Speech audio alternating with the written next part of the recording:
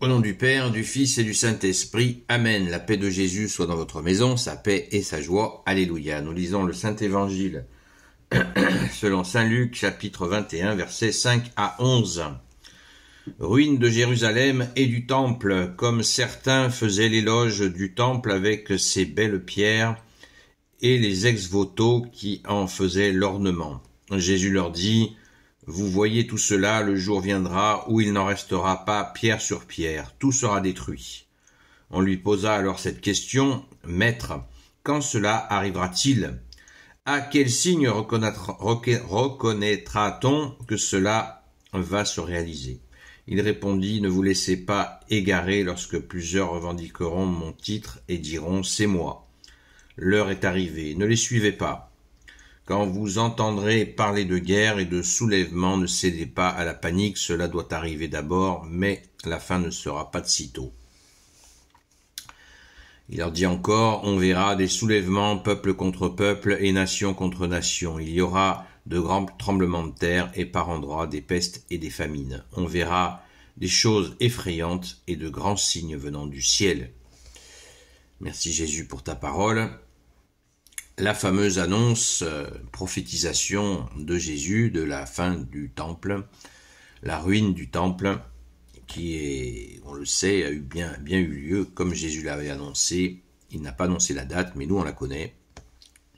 C'était en l'an 70 ou 71. Donc, cette ruine du temple est tout à fait la suite de ce que Jésus avait annoncé. Quand celui qui n'accueille pas le Fils garde la colère du Père. Ils n'ont pas écouté le Sauveur qui est venu en personne, le seul Messie définitif, et bien sûr ils se sont laissés aller à combattre les Romains qui étaient l'occupant, mais l'occupant romain étant plus qu'aguerri à la guerre, eh bien ça a été un carnage. Ce qui confirme que en Jésus, nous avons le temple de Dieu. Jésus a dit: si vous détruisez mon temple, je le reconstruirai en 3 jours. Eh bien, il parlait de son corps, c'est ce qu'il a fait. Nous passons par Jésus pour glorifier le Père.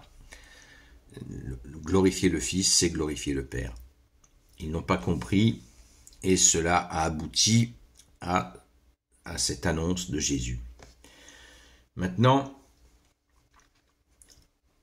Jésus nous dit au verset 8, « Ne vous laissez pas égarer lorsque plusieurs revendiqueront mon titre », le fameux titre de Messie, seul sauveur, et diront « C'est moi, l'heure est arrivée, ne les suivez pas. Quand vous entendrez parler de guerre, de soulèvement, ne cédez pas à la panique.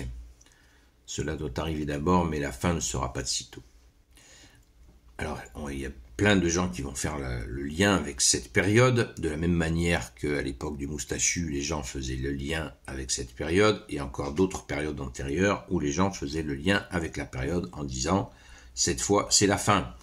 Ceci a couru tous les siècles. » Ça ne veut pas dire « est-ce qu'il ne faut pas le faire maintenant ?» Ben non, toujours on reste fixé sur toi, bien-aimé Jésus, bien-aimé Sauveur, bien-aimé unique Messie définitif.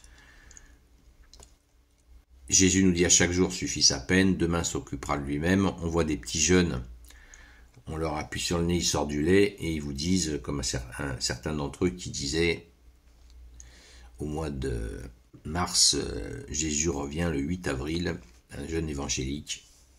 Voilà, il avait daté le retour de Jésus 8 avril 2024. L'Esprit Saint lui avait dit, dit-il. Voilà, donc on sait ce que ça vaut. Donc Jésus nous met en garde contre ça. Au lieu d'avoir peur, veillons et prions. Veillez et priez sans cesse, nous dit Jésus, afin de ne pas nous faire piéger, parce que c'est dans la veille, dans la prière que Jésus nous donne ce recul par rapport au temps que nous vivons.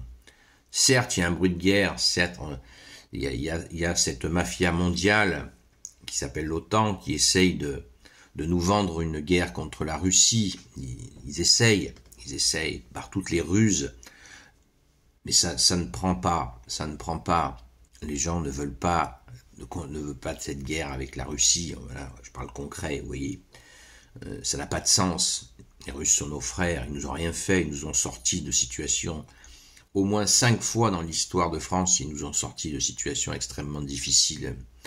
Donc nous avons une amitié extrêmement profonde avec le peuple russe, le peuple slave. Donc il y a eu l'épisode, les 70 ans de soviétisme qui ont été très douloureux, surtout pour eux. Mais c'est pas que ça la Russie, c'est bien au-delà. Ce sont ces racines profondément orthodoxes, chrétiennes. Moi j'aime bien les appeler les catholiques de l'Est, ça ne plaît pas à certains, c'est comme ça. Ou les catholiques de l'Orient. Bref, c'est absolument extraordinaire cette relation d'amour que nous avons avec ce peuple. Donc, faire la guerre à ces gens-là, c'est de la science-fiction. Voilà, c'est de la science-fiction et du film d'horreur. Donc, ne cédons pas à la panique, écoutons Jésus qui nous dit « Ne vous laissez pas égarer ». On ne se laisse pas égarer par les fabricants de guerre. Nos aînés, en 14-18, se sont fait avoir et ça a continué après. Donc, nous leur devons ça, de ne pas nous faire mener par le bout du nez, mais il n'y a qu'une façon de ne pas se laisser mener par le bout du nez, c'est de suivre Jésus et de prier sans cesse. Sinon, le malin prend de plus en plus d'ampleur et ses mensonges passent. Jésus nous a dit, le prince du mensonge, attention, le prince de ce monde est le prince du mensonge, et Jésus nous dit, il est menteur avant d'être homicide. Ça, c'est pas moi qui l'ai inventé ce matin, c'est Jésus qui le dit. Donc, prions sans cesse, les amis. Sans cesse. Et si vous n'êtes pas des amis, le conseil est valable. C'est Jésus lui-même qui le donne. Merci Jésus. Alléluia. Gloire éternelle soit au Père et au Fils et au Saint-Esprit, maintenant et toujours, et pour l'éternité. Amen. Cette fin du temple ne marque pas la fin des temps. Hein. Il faut bien aller au-delà. Et surtout, prions.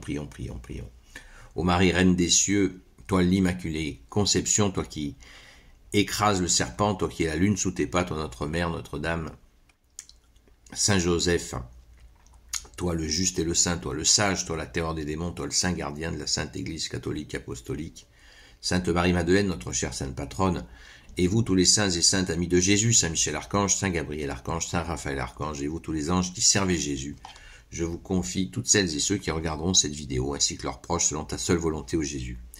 Je sais plus si je t'ai demandé, bien-aimé Jésus. Je te confie, bien-aimé Jésus, toutes celles et ceux qui regarderont cette vidéo, je ne sais pas si je l'ai déjà fait. En tout cas, c'est fait. Merci Jésus d'être le roi de gloire, le Dieu de nos vies. La paix, la quiétude, elle vient de Jésus.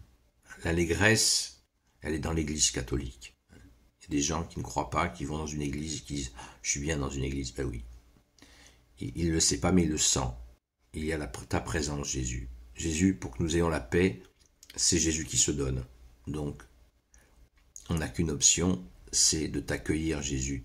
Toi qui fais la paix dans nos vies, et bien sûr, dans notre pays et dans le monde. Loué sois-tu, Jésus, toi le roi de gloire, le Dieu de nos vies. Amen. À très vite.